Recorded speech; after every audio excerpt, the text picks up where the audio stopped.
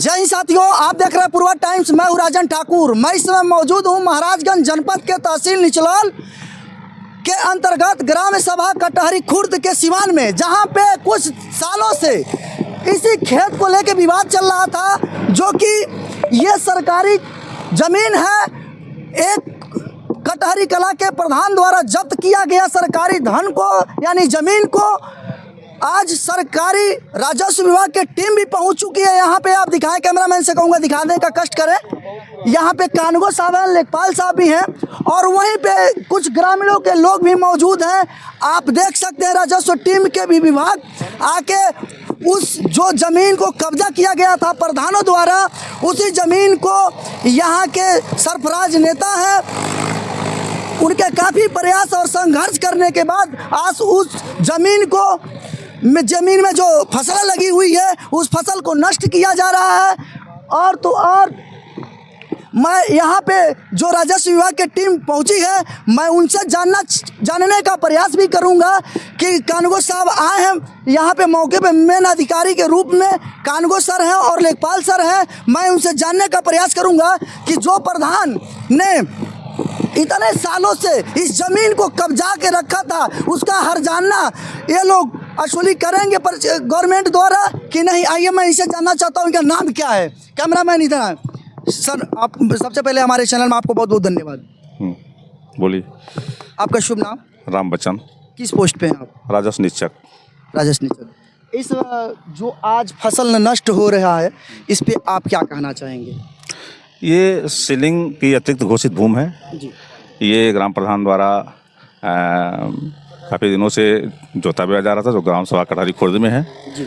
श्रीमान जिलाधिकारी महोदय के आदेश के मुताबिक इसे जो है अपने कब्जे में, गांव सभा कब्जे में लिया जा रहा है। इतने सालों से जो प्रधान जोत बो रहा था, उसके ऊपर हर्जाना लगेगा या नहीं? इसके लिए हम सक्षम अधिकारी से बात करेंगे जी, उसके बाद बताएंगे। जी। ये आप सर, आपका नाम? आशीष। आप किस पोस्ट पे? अब लेखपाल। आप क्या कहना चाहेंगे इस मामले में? ये सीलिंग की भूमि थी, तो जिलाधिकारी के आदेश में जैसा उन्होंने आदेश दिया उस हिसाब से उनका कार्रवाई कर दी गई है। तो आप लोगों ने देखा, कानगो साहब और लेखपाल साहब यहाँ के कुछ ग्रामीण के लोग हैं जो सरफराज नेता के साथ जी हैं। अब आइए इनसे मैं जानना चाहूँगा। सबसे पहले हमारे चैनल में आपको बहुत बहुत धन्यवाद। जी, आपको भी बहुत बहुत धन्यवाद सर। मैंने पिछले कुछ दिनों पहले मैंने खबर चलाया था इसी मामले को लेकर, इसी ज़मीन को लेकर मैंने एक खबर चलाया था। आज उसी खबर का हुआ है असर, और मैं फिर दोबारा यहाँ पे आ चुका हूँ। जो ज़मीन को जिस चीज़ के लिए काफ़ी प्रयास कर रहे थे, दौड़ धूप रहे थे, उसी चीज़ को लेके आज कामयाबी इनको मिला है। आइए उसी पे मैं इनसे बात करना चाहता हूँ। जी, बड़े दुर्भाग्य है कि ये जिस ग्राम सभा का है कटहरी खुर्द का, कटहरी खुर्द का एक गरीब आदमी जो है पहले इसको जोत रहा था, उसको ये जो दूसरे ग्राम सभा का जो भूमि माफिया इसको 30 वर्षों से जोत बो रहा है, उसका नाम है मोहिदीन अंसारी। वो जबरन दबंगई करके कानगो लेखपाल को गुमराह करके वो स्पष्ट बोलता था कि मेरा पट्टा है 96-95 का। वो मीडिया के बाइट में भी बोला है। वो मीडिया के बाइट में बोल रहा था कि आधा उस गांव का प्रधान ले लेगा, आधा हम ले लेंगे, और उनको क्या है। मेरे पास जनता आती है, मैं क्षेत्रीय नेता हूं, और मैं इसके संबंध में 6 महीना से लड़ाई लड़ रहा हूं। तहसीलदार, एसडीएम, डीएम साहब, सबको मैंने एप्लीकेशन दिया, तो डीएम साहब तक रहा, तो ये लोग आते थे और इस भूमाफिया को मना करते थे, मना करके चले जाते थे। फिर वो वही काम करता था। हमने माननीय मुख्यमंत्री महोदय के पास जब गया था, तब जो है ये लोग आए और इस पार्ट मेमो लेके हमको लिख के दिए। 2 बार गए थे, मैं 2 बार इन्होंने किया, और ये दूसरी बार जो है माननीय मुख्यमंत्री महोदय के आदेश पर ये लोग कार्रवाई कर रहे हैं और जोत रहे हैं। और मैं ये चाह रहा हूँ, जब गरीबों को ये नहीं जोतने दिया, तो ये 30 साल से जोता है, इसके ऊपर ये खेत जोतवाया गया, इतना ही तक सीमित नहीं रहेगा। 30 सालों का जुर्माना हर्जाना लगाकर वसूल किया जाए और इसके ऊपर मुकदमा दर्ज किया जाए। मैं सरकार से यही मेरा निवेदन है, यहाँ के माननीय अधिकारी चाहे जो भी हैं, इसके लिए मैं राजस्व विभाग की टीम आई है, और जिस चीज़ के लिए टीम आई है वो चीज़ आपका सफल हुआ या असफल हुआ?